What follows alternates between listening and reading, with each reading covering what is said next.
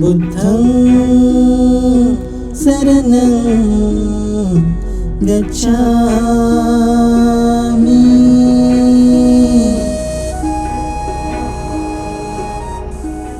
पहला भाग, जन्म से प्रवज्जा।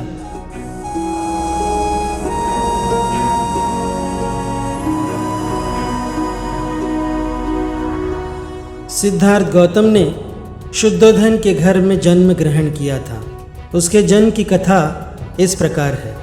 शाक्य राज्य के लोग आषाढ़ के महीने में एक महोत्सव मनाया करते थे। इस महोत्सव में क्या राजा क्या प्रजा सभी सम्मिलित होते थे। सामान्य रूप से यह महोत्सव 7 दिन तक मनाया जाता था। एक बार महामाया ने इस उत्सव को बड़े ही आमोद प्रमोद के साथ, बड़े ही शान और शौकत के साथ, फूलों के साथ और सुगंधियों के साथ मनाने का निश्चय किया। हाँ, इसमें सुरा मेरयः आदि नशीली वस्तुओं का सर्वथा परित्याग था। 7वें दिन वह प्रातःकाल उठी, सुगंधित जल से स्नान किया, 4 लाख काशार्पणों का दान दिया, अच्छे से अच्छे गहने कपड़े पहने, अच्छे से अच्छे खाने खाए, व्रत रखे। तदनंतर वह खूब सजे सजाए शयनागार में सोने के लिए चली गई। उस रात शुद्धोधन और महामाया निकट हुए और महामाया ने गर्भ धारण किया। राजकीय शैया पर पड़े पड़े उसे नींद आ गई। निद्राग्रस्त महामाया ने एक स्वप्न देखा। उसे दिखाई दिया कि चतुर्दिक महाराजिक देवता उसकी शैया को उठा ले गए हैं और उन्होंने उसे हिमवंत प्रदेश में एक शाल वृक्ष के नीचे रख दिया है। वे देवता पास खड़े हैं। तब चतुर्दिक महाराजिक देवताओं की देवियां वहां आई और उसे उठाकर मानसरोवर ले गई। उन्होंने उसे स्नान कराया, स्वच्छ वस्त्र पहनाए, सुगंधियों से लेप किया और फूलों से ऐसा और इतना सजाया कि वह किसी दिव्य विभूति का स्वागत कर सके।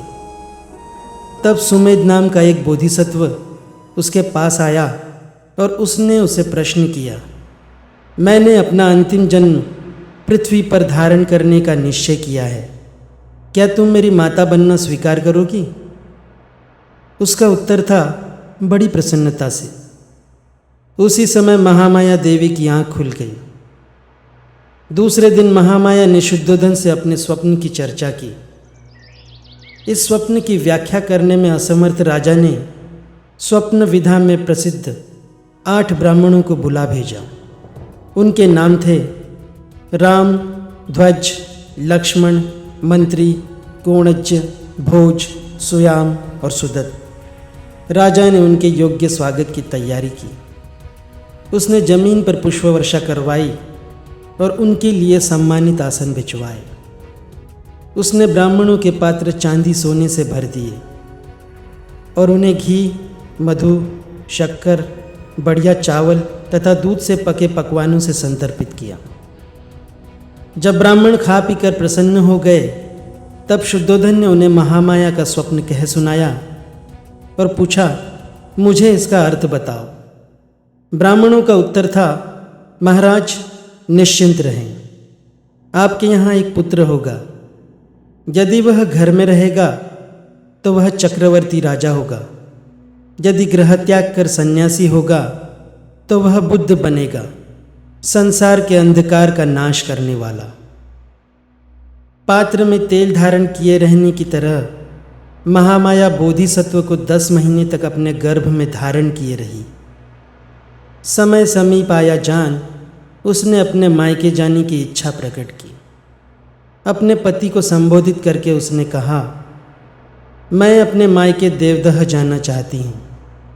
शुद्धोधन का उत्तर था, तुम जानती हो कि तुम्हारी इच्छा की पूर्ति होगी। कहारों के कंधों पर ढोई जाने वाली सुनहरी पालकी में बिठवाकर अनेक सेवक सेविकाओं के साथ शुद्धोधन ने महामाया को उसके मायके भिजवा दिया। देवदह के मार्ग में महामाया को शाल वृक्षों के एक उद्यान वन में से गुजरना था, जिसके कुछ वृक्ष पुष्पित थे और कुछ अपुष्पित। यह लुम्बिनी वन कहलाता था। जिस समय पालकी लुम्बिनी वन में से गुजर रही थी, सारा लुम्बिनी वन दिव्य चित्रलता की तरह अथवा किसी प्रतापी राजा के सुसज्जित बाजार जैसा प्रतीत होता था।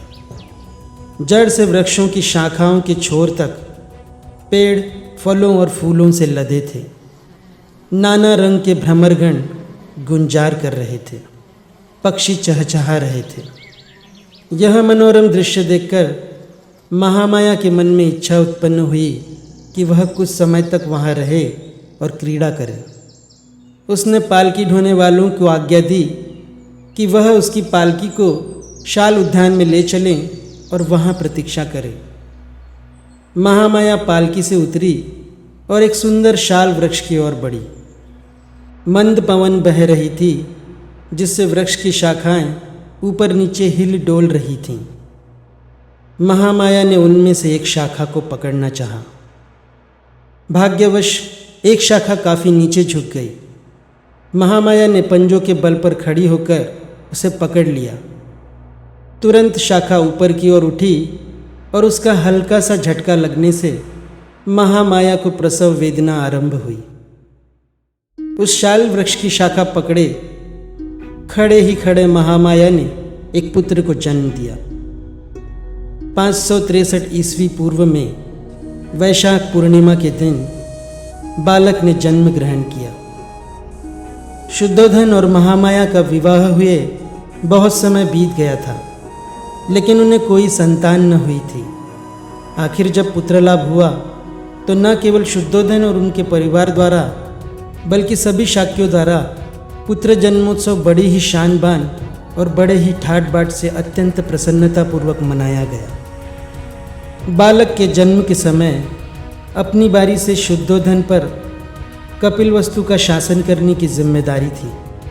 वह राजा कहलाया और इसीलिए स्वाभाविक तौर पर बालक भी राजकुमार। सर्वपापस्य करणं कुशलस्य संपदा सचित्तपर्यदपनं ये तं बुद्धान् साधु साधु साधु।